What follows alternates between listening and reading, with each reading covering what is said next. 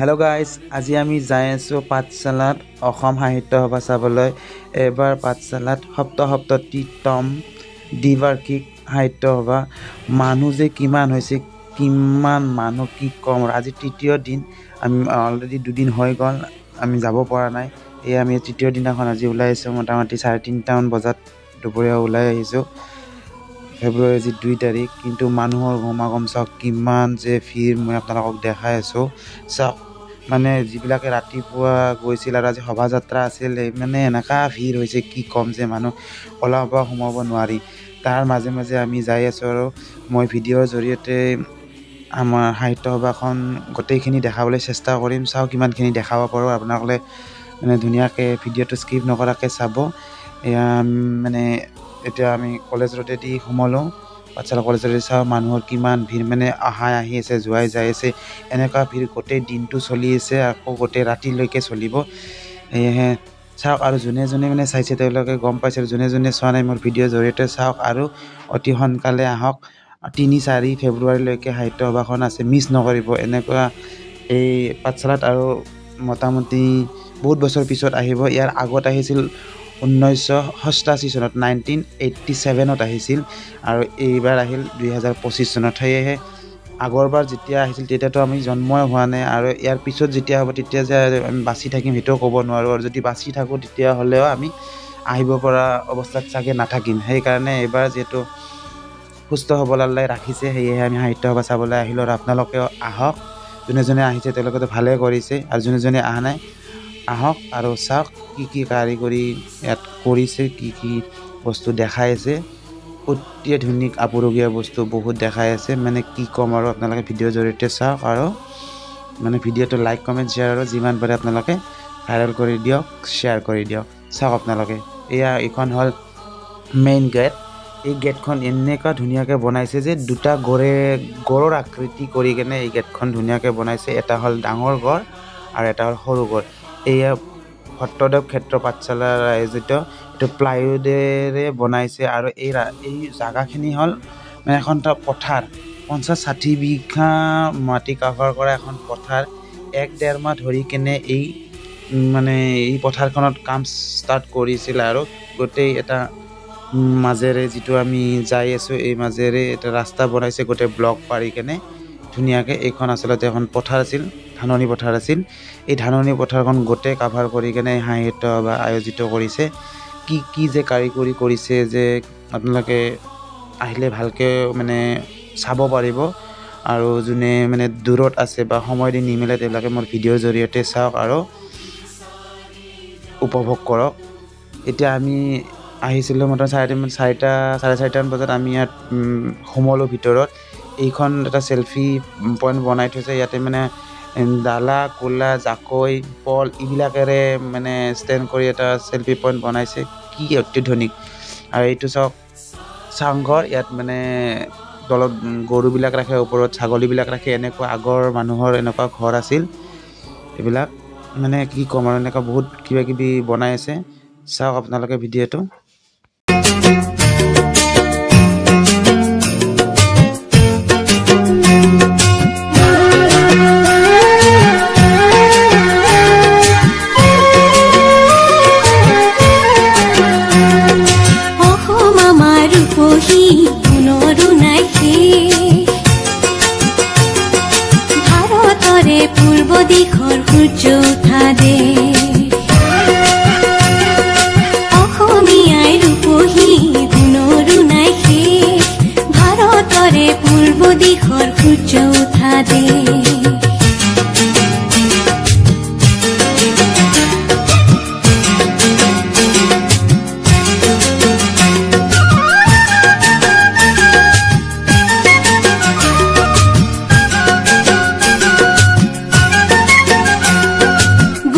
জীবন বিচাৰিলে ওলে দিবখ ৰাতি গুটি জীবন বিচাৰিলে ওলে দিবখ ৰাতি অসম দেশৰ দৰে নেপাও ইমান ৰখাল মাটি চিৰ বিনন্দিয়া তোমাৰ সেউজ পৰিৱেশ ভাৰতৰে পূৰ্ব দিশৰ সূৰ্য উঠা দেশ এইটো জাপি এটা বনাইছে, এইটো হ'ল পৃথিৱীত চবতকৈ ডাঙৰ জাপি। এনেকুৱা জাপি আজিলৈকে কোনেও দেখা নাই, কোনেও তৈয়াৰ কৰিব পৰা নাই। এইটো ইমান ডাঙৰ জাপি বনাইছে যে আমাৰ গোটেই গাঁৱৰ মানুহ ইয়াৰ ভিতৰত সোমাব পাৰিব আৰু বৰষুণৰ পৰা ৰক্ষা কৰিব পাৰিব। মই ধুনীয়াকৈ চাৰিওফালৰ পৰা এই জাপিটো দেখাবলৈ চেষ্টা কৰি আছোঁ। চাওক ইমান কষ্ট কৰি যে বনাইছে। এই জাপিটো বনাওঁতে মিনিমাম 1 মাহ সময় গৈছে। কিমান ধুনীয়াকৈ কিমান কষ্ট কৰি মানে আমাক দৰ্শকক দেখুৱাবলৈ এই জাপিটো সজাই ৰাখিছে। সেয়েহে চাওক ধুনীয়াকৈ, আৰু মই সম্পূৰ্ণৰূপে আপোনালোকক জাপিটো দেখাবলৈ চেষ্টা কৰিছোঁ। চাওক এইটো হ'ল পৃথিৱীৰ বিখ্যাত মানে চবতকৈ ডাঙৰ জাপি। চাওক ইমান ধুনীয়াকৈ কিমান কষ্ট কৰি সজাইছে। অসম দেশৰ দৰে নেপাওঁ ইমান ৰসাল মাটি, চিৰ বিনন্দীয়া তোমাৰ সেউজ পৰিৱেশ। ভাৰতৰে পূৰ্ব দিশৰ সূৰ্য উঠা দেশ।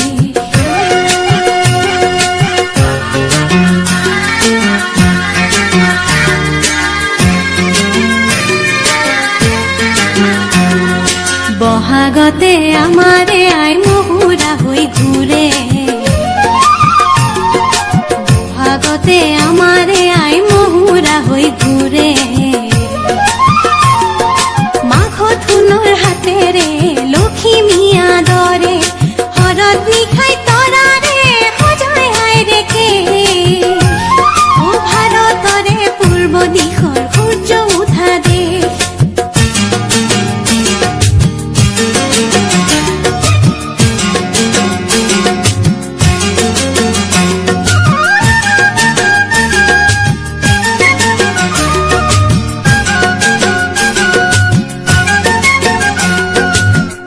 ভৈয়ামেকে কৰা ৰামধনুৰে দৰে,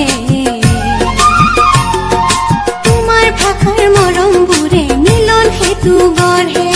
লোহিতৰে বহল পাৰত প্ৰণিপাত কৰোঁ, লোহিতৰে বহল পাৰত প্ৰণিপাত কৰোঁ। জন্ম ললো ইয়াতে, ইয়াতে যেন মৰো, ও জন্ম ললো ইয়াতে যেন মৰো। পাওঁ তেনে মধুৰ ৰূপৰ সমাবেশ। ভাৰতৰে পূৰ্ব দিশৰ সূৰ্য উঠা দেশ।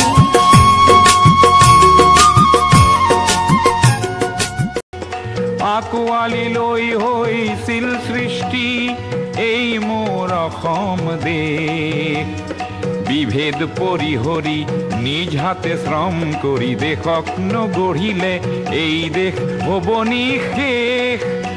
আৰু মনবোৰ ভাগি ছিগি যাব। আজিৰ অসমীয়াই নিজক নবচালে অসমতে মগনীয়া হ'ব।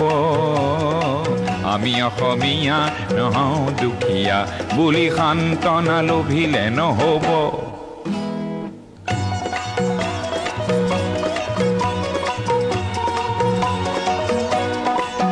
প্ৰতি অসমীয়াই কি কৰা উচিত উপদেশ দিবলৈ।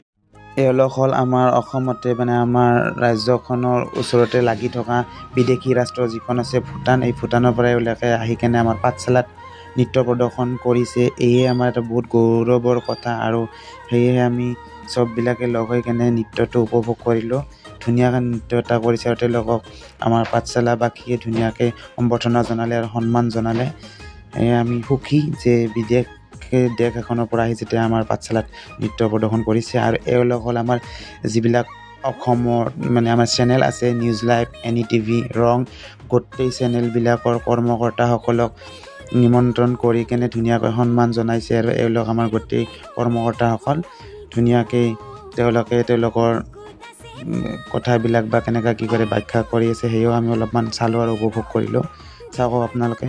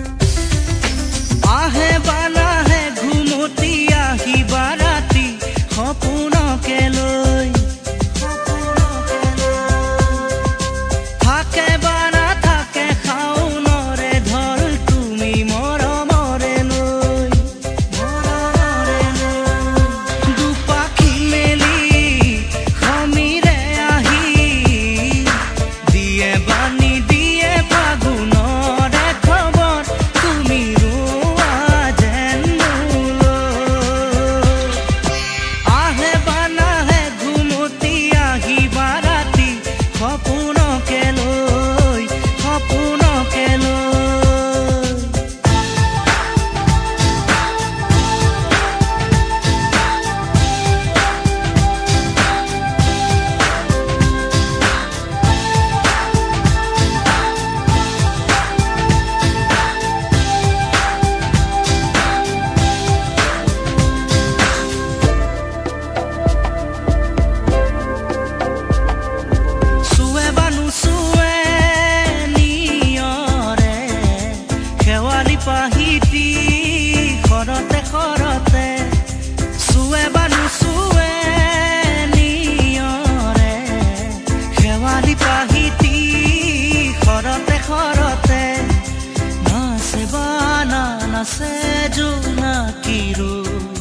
তুমি শুন নাচিবা মোৰে হিয়াতে আহে বানাহে ঘুমতি আহিবা ৰাতি সপোনকে লৈ থাকে বানা থাকে শাওনৰে ঢল তুমি মৰমৰে লৈ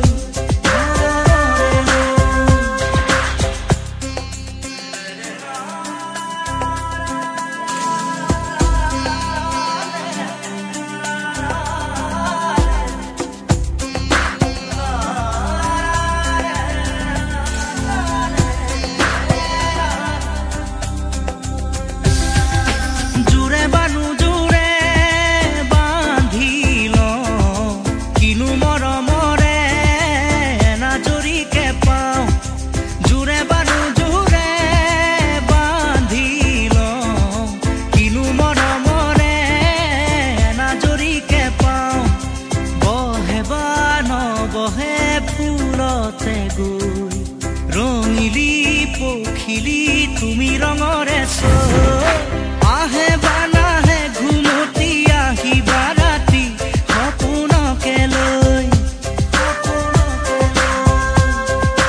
থাকে বানা থাকে শাওনৰে ঢল তুমি মৰমৰে লৈ দুপাখি মেলি সমীৰে আহি দিয়ে বানি দিয়ে ফাগুনৰে খবৰ তুমি ৰোৱা যেন মোলৈ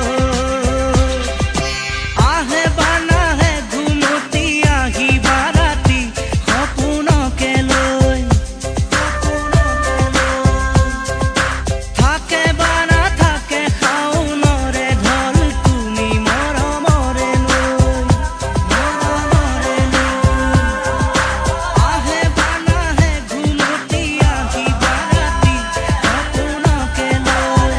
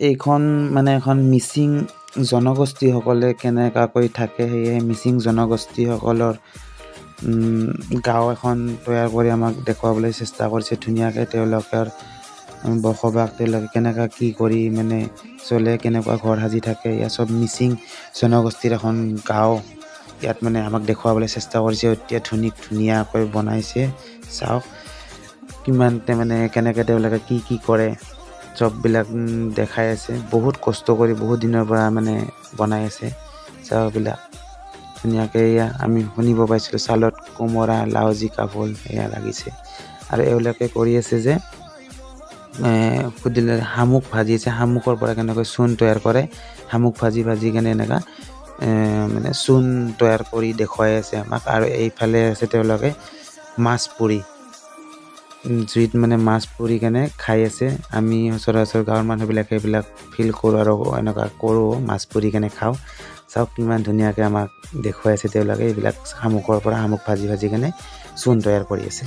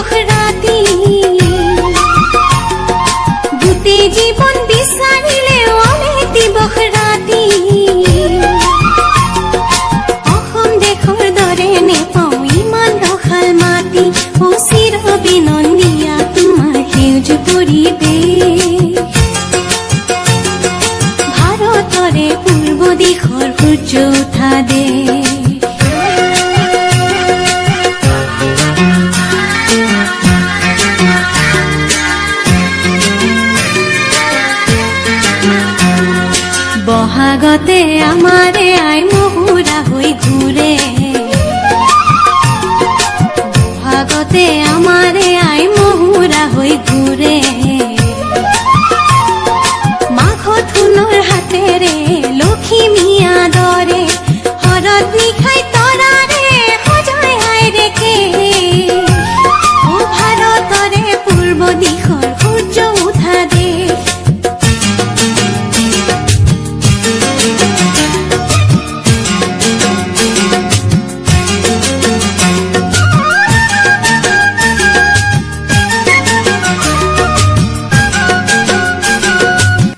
চাওক চক্ৰ বিহু বনাইছে ইয়াৰ মাজত সোমালে মানে ৰাস্তা বিচাৰি নাপাম যে কোনফালেদি ওলাব লাগে সেয়েহে দূৰৰ পৰা অলপ চালোঁ আৰু যিহেতু ৰাতি হৈ আহিছে ইয়াতে সোমালে মিনিমাম আধা ঘণ্টামান লাগি যাব তাৰ কাৰণে মই এইটো বাহিৰৰ পৰাই চালোঁ এই পাজলত আকৌ নোসোমালোঁ এওঁলোকে সোমাইছে আৰু এওঁলোকে মানে ৰাস্তা বিচাৰি পোৱা নাই যে কোনফালেদি ওলাব কিন্তু এইটো চিন্তা কৰিব লগা নাই যদি আমি ৰাস্তা বিচাৰি নাপাওঁ মেনেজমেণ্ট তেওঁলোকে চোৱা চিতাত আছে তেওঁলোকে আমাক সঠিক ৰাস্তা দেখুৱাই দিব যে কোনটো দি আমি ওলাই যাব লাগে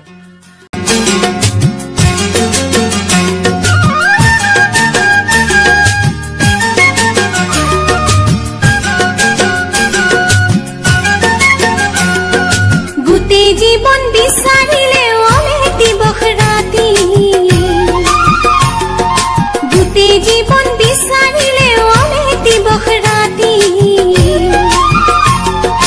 অসম দেশৰ দৰে নেপাওঁ ইমান ৰসাল মাটি ও চিৰ বিনন্দীয়া তোমাৰ সেউজ পৰিৱেশ ভাৰতৰে পূৰ্ব দিশৰ সূৰ্য উঠা দেশ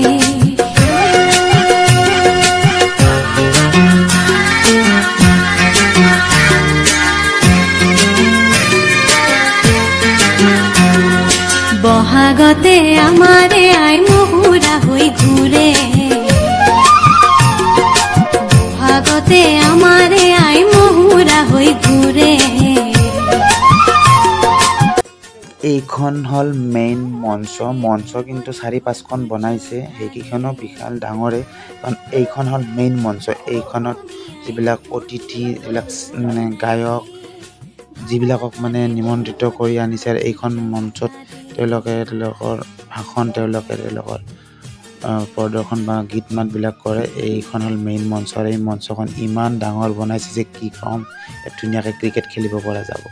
আৰু ইয়াত মানে চিট কাভাৰ কিমান কৰিছে চাওক, কিমান মানুহ বহি চাব পাৰিব আৰু যেনেকৈ ইচ্ছা সেনেকৈ চাব পাৰিব চাওক। আৰু এইটো হ'ল আমাৰ সাহিত্য সভাৰ মেইন পইণ্ট, যিটোত মানে ফ্লেগ ফাৰ্ষ্ট দিনাখন উত্তোলন কৰিছিল। এইটো হ'ল মেইন বস্তু, ইয়াত ফ্লেগ মই আপোনালোকক ওচৰৰ পৰা দেখাইছোঁ চাওক, কিমানখন যে ইয়াত ফ্লেগ উৰাইছে আৰু ইমান ধুনীয়াকৈ সজাইছে কি ক'ম। এনেই পাঠশালাখন মানে শিক্ষানগৰী বুলি নকয়, শিক্ষাৰ ক্ষেত্ৰতো বিখ্যাতে, তাৰপিছতো গোটেই দিশতে আমাৰ বজালী ডিষ্ট্ৰিক্ট চবতকৈ বেষ্ট। চাওক ইমান ধুনীয়াকৈ বনাইছে। প্লিজ আহক আৰু আমাৰ এই সাহিত্য সভাখন আপোনালোকে উপভোগ কৰক। ভাৰতৰে পূৰ্ব দিশৰ সূৰ্য উঠা দেশ,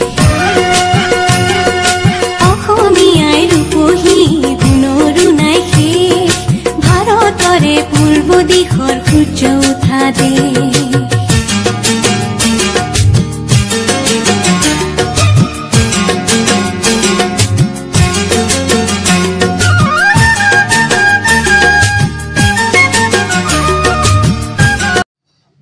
এয়া চাওক ইমান ধুনীয়াকৈ দুটা মহে যুঁজ কৰি আছে। এইটো বনাইছে, এইটো বনাইছে বাঁহৰ কাঠৰ ফ্ৰেমত ধুনীয়াকৈ ঊল, যিবিলাক ঊলেৰে চুৱেটাৰ বনায় সেই ঊলেৰে ধুনীয়াকৈ এই দুটা মহে যুদ্ধ কৰিছে, এনেকুৱা বনাইছে। কি ধুনীয়া লাইটিং ব্যৱস্থা কৰিছে, কি মজা লাগিছে, ইমান কি ক'ম আৰু ধুনীয়া লাগিছে চাওক আপোনালোকে।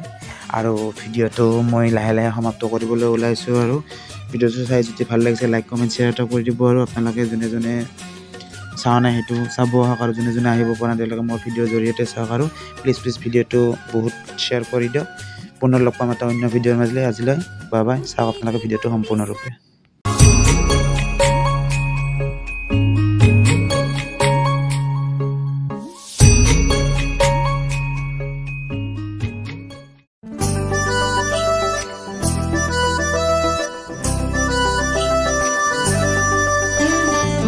You are so sweet, you are so cute, you are looking beautiful.